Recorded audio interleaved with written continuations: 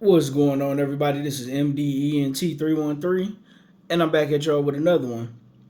Listen, what I want to talk about today is, it's kind of sad to see, right? Is my Chicago Sky team. I love the Chicago Sky, even though I'm from Detroit and I live in Detroit, but we don't have a WNBA team, unfortunately. Is to see the Chicago Sky struggling the way that they're struggling, man. Kennedy Carter, she missed time yesterday. I didn't realize that she wasn't playing, and I looked it up, and it looked like for some, misconduct behavior. Seemed like she tends to get in trouble a lot for those things for whatever reason. Um, Man, the guard play, if I'm being honest, the guard play has been lackluster. Angel Reese not being able to finish around the basketball seriously hurt them. Camila Cardoza, she comes and goes as far as her offensive performance, but she's a defensive monster.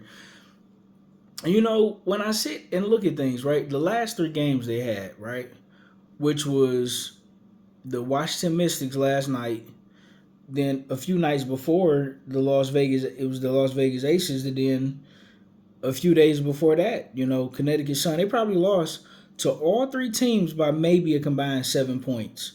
And in each game, they were able to win the game at least within the last 3 minutes of the game, and they just blew it, unfortunately. Now, the Connecticut and the Las Vegas Aces is understandable because those are phenomenal teams, right? We talk about the Las Vegas Aces, you're talking about the two-time defending champions. We talking about the Connecticut Sun. They can easily be one of the champions this year. Connecticut Sun, the New York Liberty, the Minnesota Lynx is my top three teams that's probably gonna win the championship, and then you got to throw the Connecticut Sun in there. Those are the top four teams by far. It's not even close. What's throwing me for a loop, right?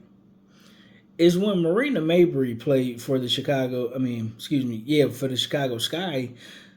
She didn't play too well, but she was solid, right? She was productive and she was solid.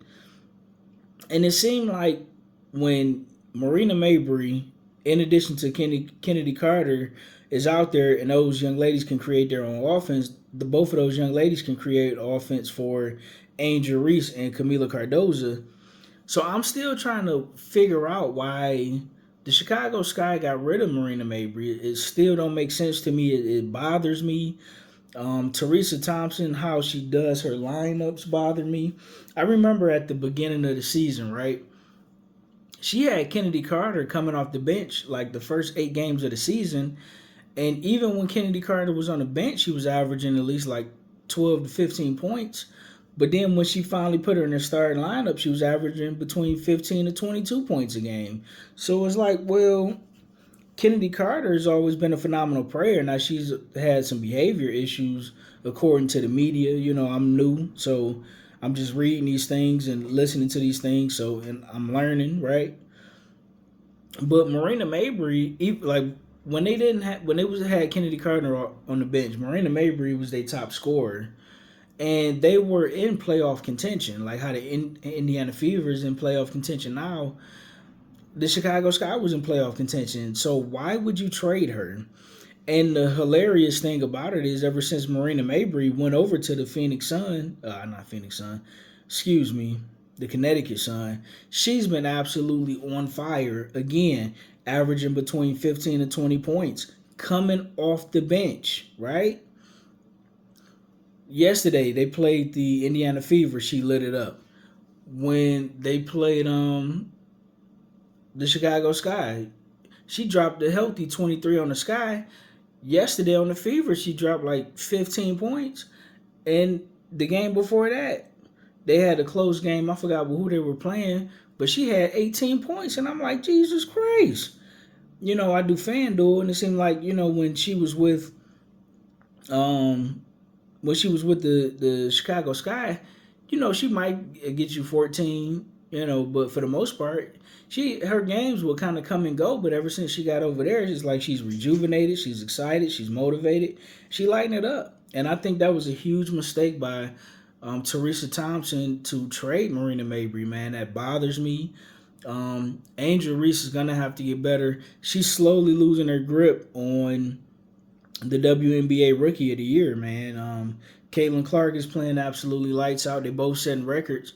Caitlin Clark, she's setting a few records, which I'm gonna talk about in my next video, right? And Angel Reese, she was held to for the first time in a few games without a double double. And listen, they're playing the last place team in the league, in the Washington Mystics. They were up, what was it, about 4 or 6 points with like 3 minutes left. And I'm looking at the score and I'm just like, please hold on, please hold on. And just watching it slip away, like I watched my Detroit Lions, the league slip away in that NFC Championship game, dude, I wanted to cry, right? I ain't even gonna hold you. Grown man wanted to cry. I was watching Angel. Man, she seemed visibly frustrated, distraught, upset. It seems like she's starting to lack confidence because I picked Angel Reese to get at least 17 points last night because Kennedy Carter wasn't in the lineup. So I figured, okay, well, when I seen that, I said, okay, well, Angel Reese should dominate, right? No, that wasn't the case. Even on the glass, she did good. She got 13 rebounds, if I'm not mistaken, but she'll still at least take a lot of shots. But she didn't take a whole lot of shots yesterday, and her confidence when it comes to her mid-range shooting and even just when she get rebounds off the glass and going back up with it, it seemed like, especially with those few blocks by A'ja Wilson, it seemed like it's starting to rattle her.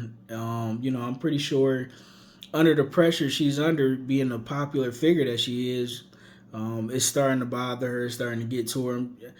I was defending her in the Facebook comment section the other day, and people was just killing her about her playing terrible defense, her not sliding her feet very well, her not being situationally aware, the lack of jump shooting, can't make a layup. And listen, if I hear it, I know these players hear it. I know Angel Reese can be a superstar. I know she could be the best player in the league. I think she has the potential to be better than A'ja Wilson. But A'ja Wilson, she's the top dog right now, and got to give her respect. And man, I hope Teresa Thompson can put it together and figure out what's going on. It seemed like it's weird because I can't lie, with the exception of maybe the first two games after they came back from the Olympics, the guard play is pretty productive. Not in a playmaking sense, like how Caitlin Clark does a phenomenal job of creating plays, and Alyssa Thompson do a phenomenal job of getting a bunch of assists and setting people up and getting people in the right spots to be successful. They get a lot of good guard play in the scoring area, but not necessarily in the playmaking and controlling the clock and, picking their spots and things of that sort. But I'm hoping that these ladies will figure it out. I'm rooting for you, Chicago Sky. I'm rooting for you, Angel Reese. And let's get it together. It ain't too late. I believe it's still 8 or 9 games left in the season. It's time for y'all to get hot. Let's get it.